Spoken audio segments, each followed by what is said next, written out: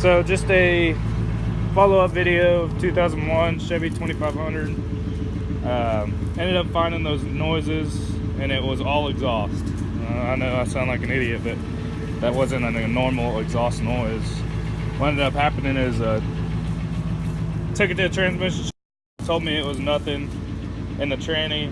I had no metal shavings in my oil, so I didn't think it was an engine side. So the only thing that ran across it under the bell housing was the exhaust. So what I ended up doing was stick a leaf blower in here and tape it up. Turned it on, got me some soap and water, and sprayed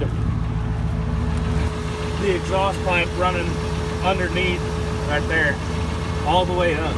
Sprayed the whole thing and found probably 5 or 6 little pinholes in the exhaust. And all I did was took some JB weld, sanded it up, and stuck it on there. And then the reason it was getting louder whenever I'd get on it was the exhaust manifold. I also opened up the hood and sprayed the whole exhaust manifold and found a leak there, so I fixed all that. But it's gone.